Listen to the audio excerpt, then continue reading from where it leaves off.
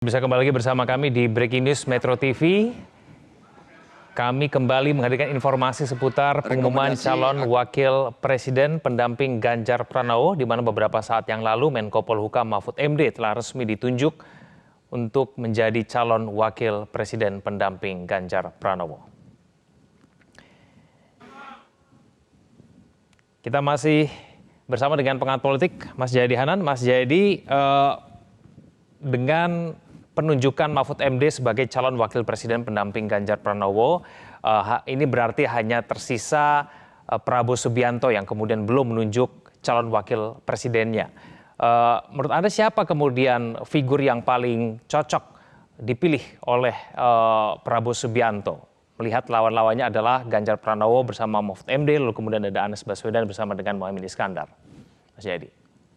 Di kubu Prabowo saya duga ya, nanti bisa dikonfirmasi ke Mbak Sarah, Mbak Saras. Itu ada 3 nama sekarang yang mengemuka kan. Ada nama Gibran, ada nama Erick Thohir dan Khofifah gitu. Nama Khofifah dan Erick Thohir itu sedikit banyak bisa dikaitkan dengan NU gitu. Jadi kalau pertimbangannya adalah NU atau mengurangi kemungkinan suara NU berkurang dari kubu Prabowo, maka ada kemungkinan Khofifah atau Erick Thohir yang dipilih gitu.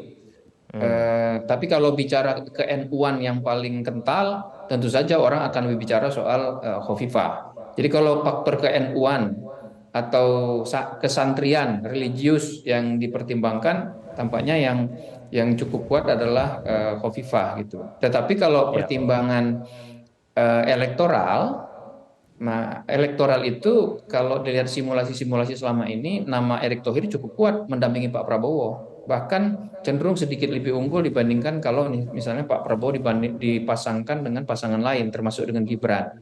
Jadi itu yang pertama yang bisa kita pikirkan ya dari kubu Prabowo. Yang kedua, pertimbangan lain adalah, ini segi elektoral juga ya, pertimbangan lain adalah soal bagaimana Pak Prabowo bisa menarik pendukung Jokowi lebih banyak gitu. Karena dengan cara menarik pendukung Jokowi lebih banyak, pendukung Jokowi 2019, maka Pak Prabowo bisa punya peluang yang lebih besar juga untuk memenangkan pertarungan baik di putaran pertama maupun putaran kedua. Kalau itu yang jadi pertimbangan, mungkin salah satu yang diunggulkan adalah Gibran gitu. Cuma memang kita harus melihat reaksi publik terhadap munculnya nama Gibran ini, terutama pasca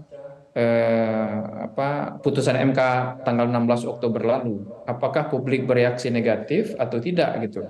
Juga pertimbangan-pertimbangan lain gitu. Karena nama Gibran di satu sisi potensial untuk membantu Pak Prabowo, tapi di sisi lain punya tantangan, punya peluang untuk menjadi bahan kampanye negatif dari lawan-lawan politiknya. Nah, karena itu saya melihat sampai hari ini tampaknya kubu Prabowo masih masih melakukan analisis mungkin ya di antara 3 nama itu sementara ini. Gitu, Mas Kevin, yang saya lihat. Oke, baik, kita nanti akan konfirmasi langsung kepada Partai Gerindra, namun berhubung Mas Jayadi ada acara yang tidak bisa ditinggalkan. Terima kasih Mas Jayadi telah bergabung bersama kami di Breaking News Metro TV. Selamat siang. Ya, terima kasih atas waktunya Mas Jayadi. Jelajahi cara baru mendapatkan informasi. Download Metro TV Extend sekarang.